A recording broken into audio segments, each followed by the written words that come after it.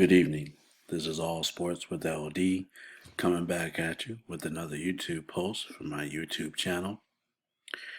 Before I get into tonight's content, please like, subscribe, share, and comment. So let's get to it. Well, this one comes at a surprise to me. When I first saw it on someone else's social media, I immediately went to Fight News, and I saw the retirement. I'm like, wow. Then again, I saw it here on ESPN. So yeah, I'm really surprised by it. You know, Shawn Porter's a good dude. I like him. He was one of my favorite fighters. And the thing I liked about Shawn Porter is this: no matter who you put him in the ring with, you knew he was going to come with 100%. And I also like the fact that he doesn't make any excuses. You know, he's a throwback. He gets in there, he makes no excuses about fight anybody, and he'll give it his all. You know, that's the thing I like about Shawn Porter. And his fights are always competitive. His fights are always exciting. So I really enjoyed watching Porter throughout his career. He was what boxing needed. A guy that wasn't afraid to take on any challenges, whether he was, the favorite or not. He got in there and fought whoever. And that's why I really enjoyed that about him. The fight with Crawford was a very competitive fight up until about 6 or 7 rounds. But he gave it his all. Even in the fight against Formella, he looked fantastic. Even though Formella, in my opinion, was a C-level fighter, Porter looked fantastic. And even in the Spence fight, there could be an argument made that depending upon how you scored the fight, there's a good argument that he beat Spence. I mean, I know Spence got the split decision, but if you really go back and look at that fight was so close. There were certain rounds you could have judged it Porter's way. In my opinion, I thought Porter got the best of Spence. He was hitting Spence with some shots that I felt that I think that Spence shouldn't have got hit with. Spence's defense was lacking against his fight with Porter. So again, that was a competitive fight. Shawn gave it his all.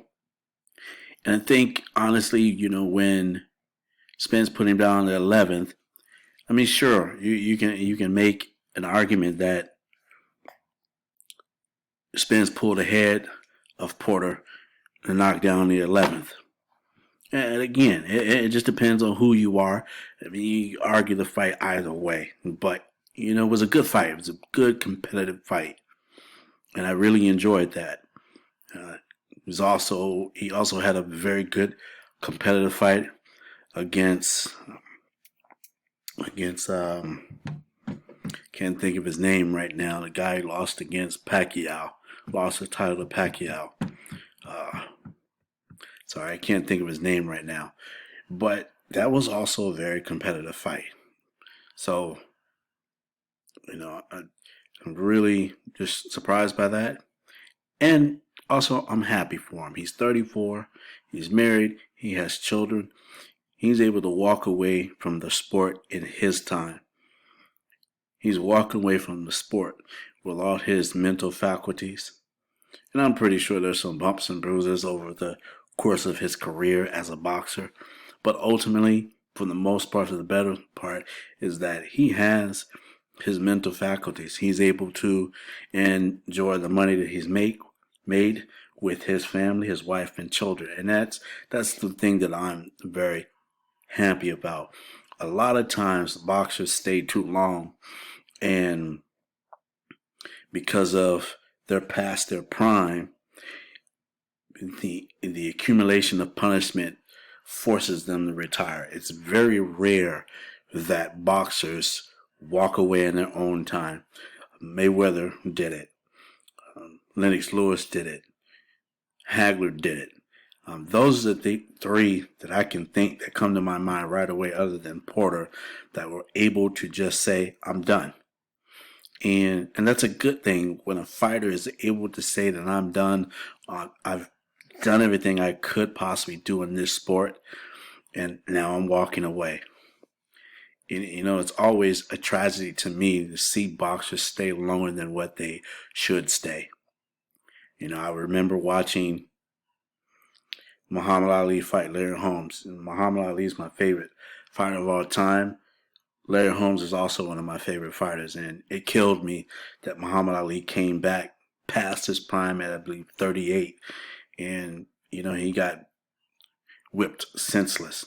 But that's just an example of fighters staying too long and not knowing when to hang it up, because they like the adulation from the fans, they like the praise, they like the fact that their names are being chanted. So it's an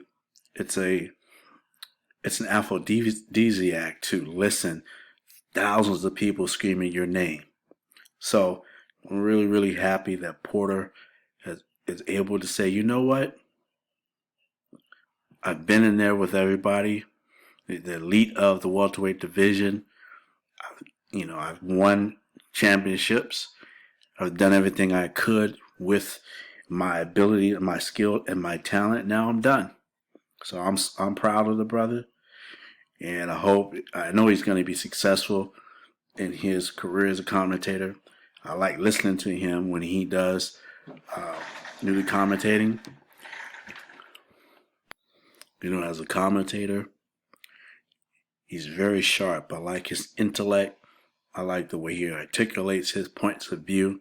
So I look forward to seeing him as a commentator on many of the fights in the future. I think he's going to do well. He has been doing well, but I think his career is going to blossom. So this is what I have. Again, hats off to Porter. I respect him, man. He's a good fighter, and also a shoo-in for the Hall of Fame. But make sure I get that out there. He's going to be in the Hall of Fame. All right, that's what I have. Until next time, have a good one.